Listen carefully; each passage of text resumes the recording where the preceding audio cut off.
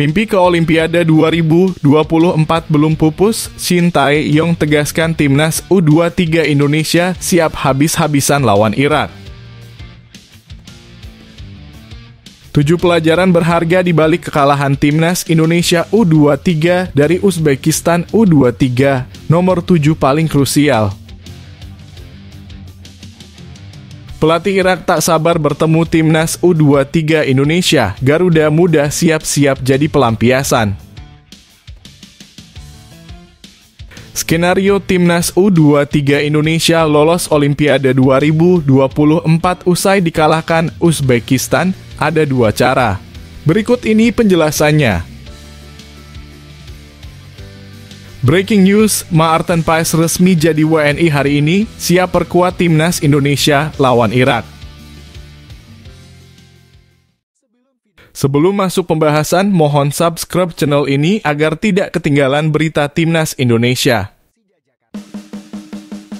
Mimpi ke Olimpiade 2024 belum pupus, Shin Tae-yong tegaskan timnas U23 Indonesia siap habis-habisan lawan Irak. Shin Tae-yong tegaskan timnas U23 Indonesia bakal habis-habisan kejar tiket keputaran final Olimpiade 2024. Timnas U23 Indonesia harus tersisih dari babak semifinal Piala Asia U23 usai kalah dari Uzbekistan dengan skor 0-2 di Stadion Abdullah bin Khalifa, Doha, Senin malam. Timnas U23 Indonesia masih memiliki peluang untuk lolos ke Olimpiade 2024 melalui jalur Piala Asia U23. Syaratnya timnas U23 Indonesia harus memenangi duel lawan Irak pada perebutan tempat ketiga. Duel tersebut tersaji pada Kamis besok di Stadion Abdullah bin Khalifa.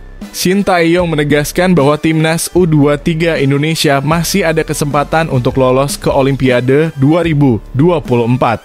Karena itu pelatih asal Korea Selatan memastikan persiapan Garuda Muda bakal bagus sebelum jumpa Irak.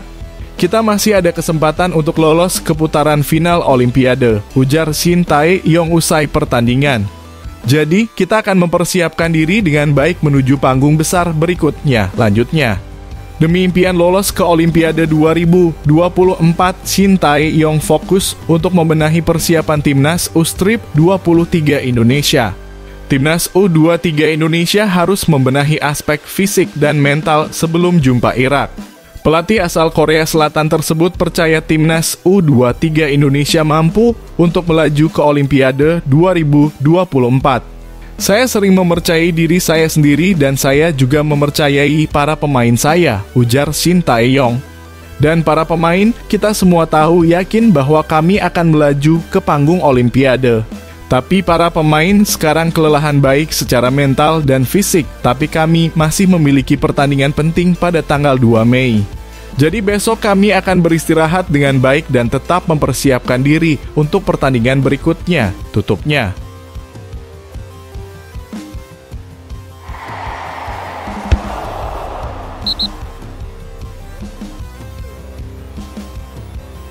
Tujuh pelajaran berharga di balik kekalahan timnas Indonesia U23 dari Uzbekistan U23, nomor 7 paling krusial. Sebanyak 7 pelajaran berharga bisa dipetik di balik kekalahan timnas Indonesia U23 dari timnas Uzbekistan U23 di semifinal Piala Asia U23. Qatar pada Senin, 29 April 2024 malam.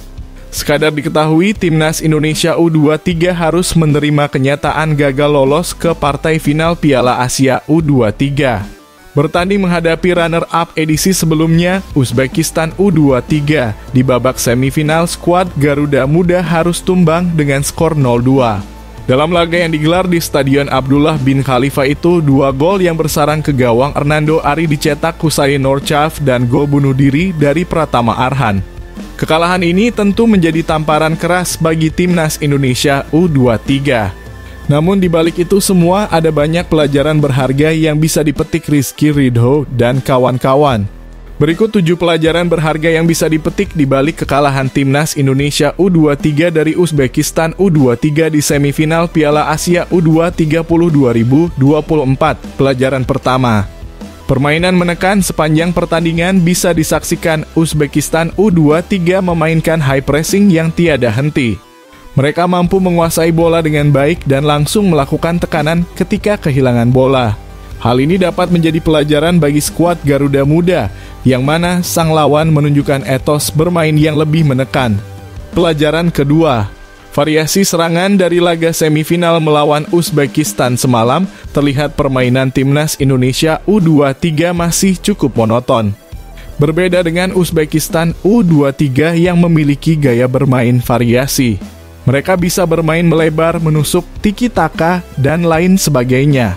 Pelajaran ketiga, pertahanan yang solid meski kebobolan 2 gol, lini pertahanan timnas Indonesia U23 tampil dengan solid untuk menahan gempuran pasukan Serigala Putih. Meski begitu masih ada beberapa momen Indonesia kecolongan yang tentu harus diperbaiki di masa mendatang.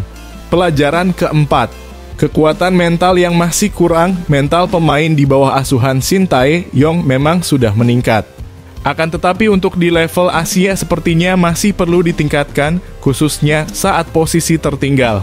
Terlihat di laga melawan Uzbekistan U23 semalam, kebobolan 1 gol membuat permainan timnas Indonesia U23 sedikit kacau yang membuat Faisulov dan kolega lebih leluasa mengontrol permainan. Pelajaran kelima, VAR merugikan Indonesia di laga semifinal Piala Asia U23 semalam. Timnas Indonesia U23 sepertinya banyak dirugikan oleh VAR.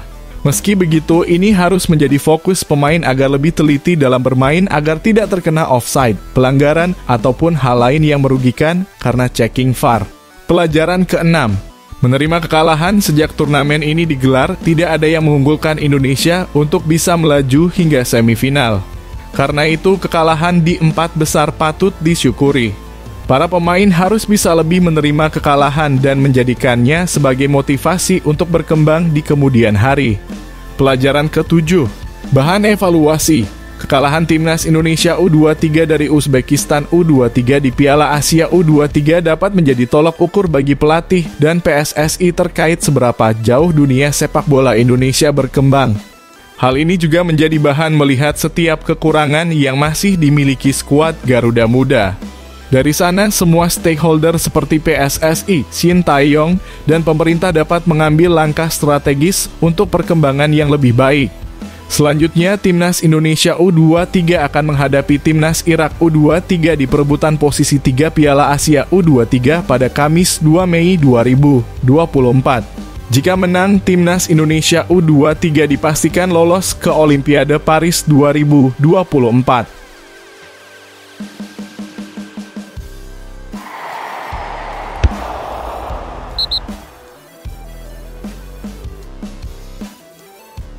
Pelatih Irak tak sabar bertemu timnas U23 Indonesia. Garuda Muda siap-siap jadi pelampiasan.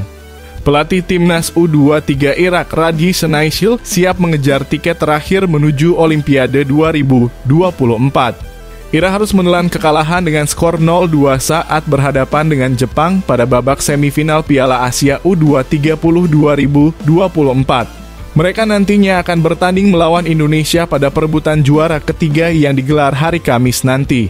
Sementara itu, Jepang dan Uzbekistan akan saling bentrok di laga final. Radhi Senaishil menjelaskan bahwa Irak sudah mencapai prestasi yang cukup positif. Dia menegaskan bahwa mereka tidak memasang target lolos ke final. Tim berjuluk Singa Mesopotamia ini memasang target untuk merebut 1 tempat di Olimpiade 2024. Kami datang ke sini untuk pergi ke Olimpiade. Kami tidak pernah mengatakan bahwa kami akan berada di final. Kami senang dengan posisi kami sekarang.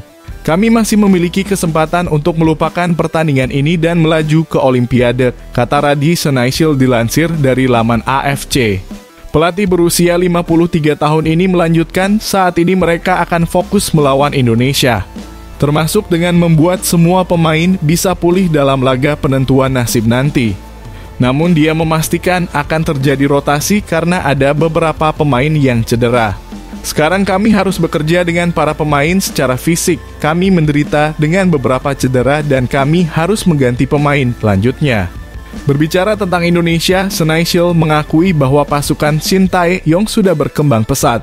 Permainan Ivar Jenner dan kawan-kawan juga cukup meyakinkan sejak babak fase grup. Dia menilai bahwa laga perebutan juara ketiga akan berjalan dengan sengit. Hal ini yang akan mereka waspadai demi mendapatkan kemenangan. Kami tahu tim Indonesia adalah tim yang sangat sulit. Mereka termasuk di antara 4 tim teratas karena mereka bermain bagus di fase grup.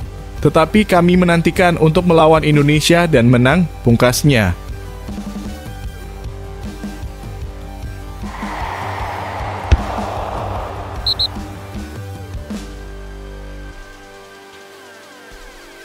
Skenario Timnas U23 Indonesia lolos Olimpiade 2024 usai dikalahkan Uzbekistan ada 2 cara. Berikut ini penjelasannya. Timnas U23 Indonesia masih memiliki kesempatan lolos ke Olimpiade 2024 di Paris meski kalah dari Uzbekistan. Seperti yang diketahui, Timnas U23 Indonesia baru saja menelan kekalahan dari Uzbekistan dengan skor 0-2. Ini merupakan laga semifinal Piala Asia U23. Berlangsung di Stadion Abdullah bin Khalifa Doha, Qatar, Timnas U23 Indonesia sejatinya mampu menahan Uzbekistan pada babak pertama.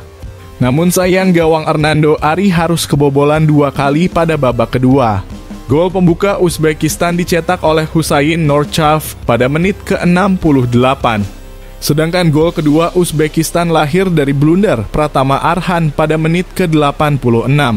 Pada kesempatan ini, tim asuhan Shin Tae-yong harus bermain dengan 10 orang sejak menit ke-83. Rizky Ridho diganjar kartu merah langsung usai melakukan pelanggaran keras ke pemain lawan. Sementara itu, Timnas U23 Indonesia kini masih memiliki kesempatan untuk lolos ke Olimpiade 2024. Tepatnya ada 2 cara yang bisa dilakukan skuad Garuda Muda. Pertama adalah mengincar posisi ketiga di Piala Asia U23. Timnas U23 Indonesia bakal menjalani laga perebutan peringkat ketiga Piala Asia U23 pada 2 Mei mendatang. Lawan yang harus dihadapi Rafael Sturridge DKK adalah tim yang kalah dalam laga antara Jepang versus Irak.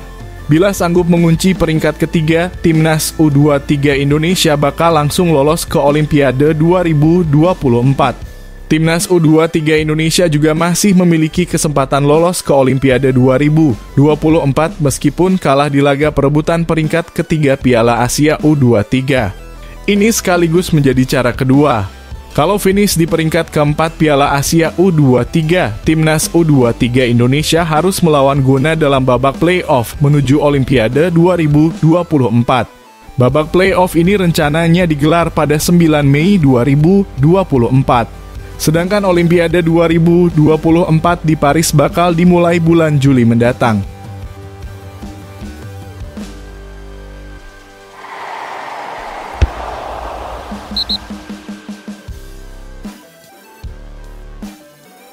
Breaking news, Maarten Paes resmi jadi WNI hari ini, siap perkuat Timnas Indonesia lawan Irak. Kiper FC Dallas, Maarten Paes resmi menjadi warga negara Indonesia pada hari ini, Selasa pagi. Kabar itu disampaikan akun Instagram Football Indonesia. Maarten Paes resmi jadi WNI tadi pagi usai jalani Sumpah WNI di Jakarta. Tulis akun Instagram Football Indonesia. Sembari menampilkan foto Maarten Paes mengenakan jas bersama pegawai Kemenkumham Kanwil DKI Jakarta. Tiba-tiba tidak ada angin, tidak ada hujan, langsung sumpah WNI, sambung laporan tersebut. Sejatinya proses naturalisasi Maarten Paes sudah rampung pada pertengahan Maret 2024 berbarengan dengan Tom Haye dan Ragnar Orotmangoen. Namun, karena kesibukannya bersama sang klub FC Dallas, Maarten Paes belum bisa mengambil sumpah WNI. Baru pada hari ini, kiper 26 tahun itu akhirnya mendapatkan paspor dan KTP Indonesia. Setelah mendapatkan paspor Indonesia, langkah selanjutnya bagi Maarten Paes adalah menunggu hasil sidang di Pengadilan Arbitrase Olahraga. Sebelumnya, proses naturalisasi Maarten Paes harus masuk Pengadilan Arbitrase Olahraga karena kiper yang satu ini dinilai melanggar persyaratan artikel 9 ayat 2 peraturan FIFA soal pergantian asosiasi. Di dalam artikel itu berbunyi, seseorang bisa berganti tim nasional jika berusia di bawah 21 tahun saat terakhir kali membela sang tim nasional pertama, baik di level junior maupun senior. Dalam pertandingan resmi, sang pemain juga wajib lebih dari 3 tahun tidak membela sang tim nasional, plus tidak mempunyai caps lebih dari 3 kali. Menjadi masalah karena Maarten Paes membela timnas Belanda U21 di kualifikasi Piala Eropa U21 edisi 2021 pada 15 November 2020 di usia 22 tahun. Meski begitu, masih ada celah yang dapat dimanfaatkan PSSI agar sang penjaga gawang dapat memperkuat timnas Indonesia. Contohnya adalah pemain asal Suriah, Abdul Rahman Owes. Ia sempat memperkuat timnas Yunani U21 di usia 22 tahun pada 2021, namun bisa mendapatkan paspor Suriah setahun kemudian. Jika proses di pengadilan arbitrase olahraga berjalan lancar, Maarten Paes diharapkan bisa turun pada Juni 2024. Pada 6 dan 11 Juni 2024, timnas Indonesia akan menjamu Irak dan Filipina di dua laga sisa grup F kualifikasi Piala Dunia 2026 zona Asia.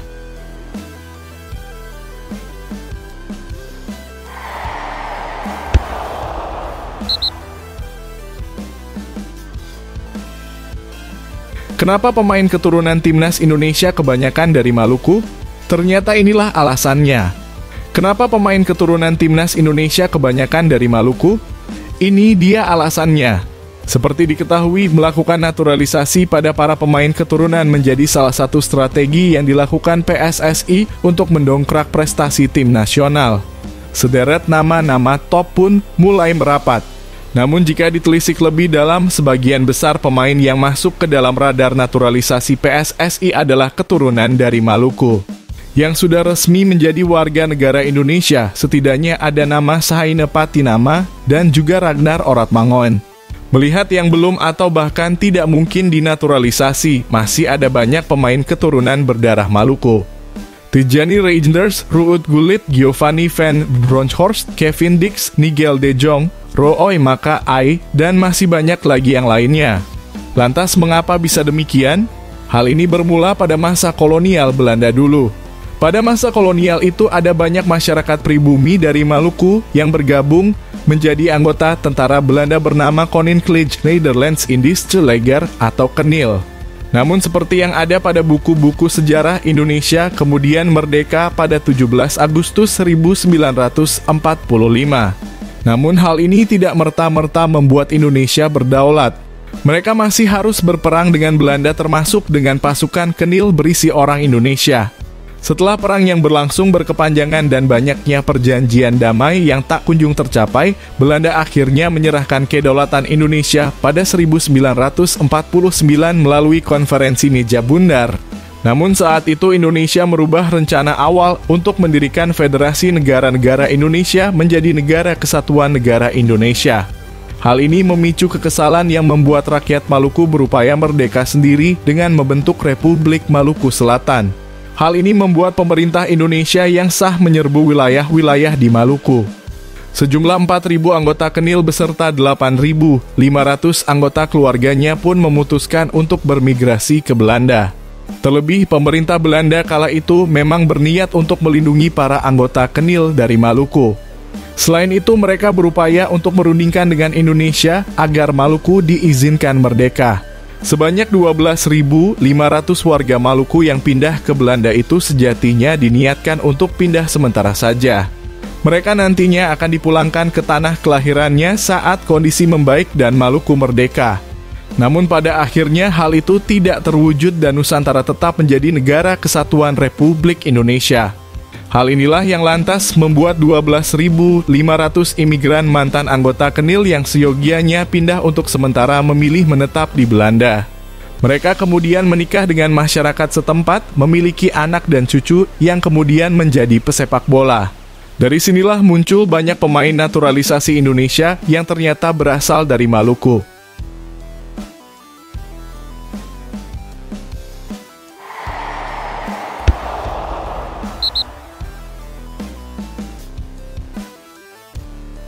Kekalahan lawan Uzbekistan bukan kiamat. Shin Tae-yong yakin timnas U23 Indonesia lolos ke Olimpiade 2024.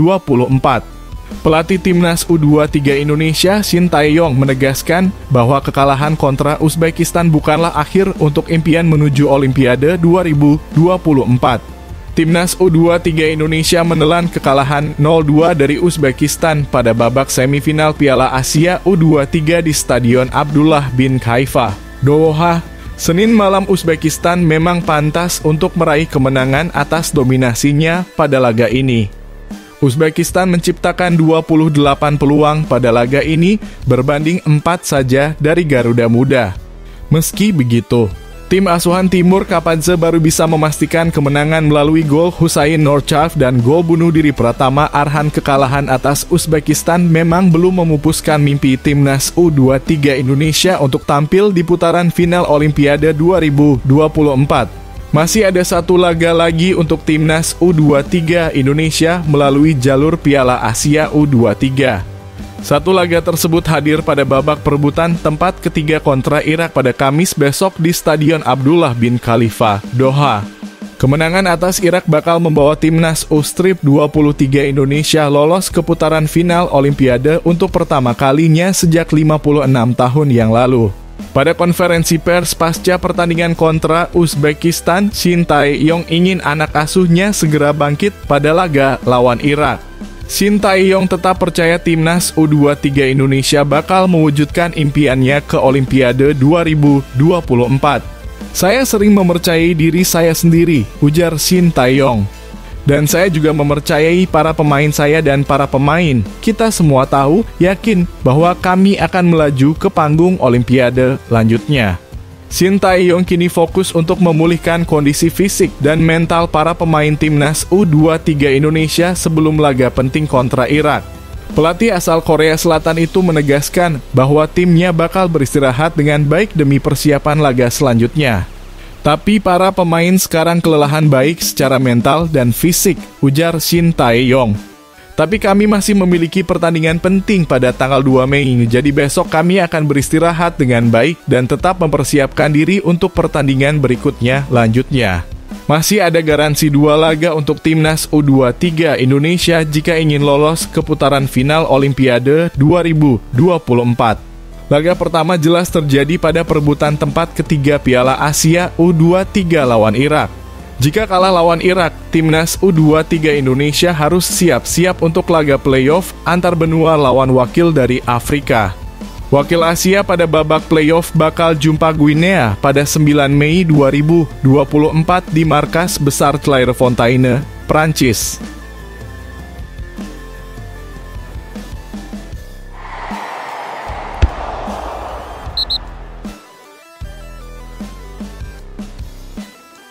Datangi ruang ganti Timnas U23 Indonesia usai kalah dari Uzbekistan, Erick Thohir tegaskan, jangan ngeluh, kita lawan.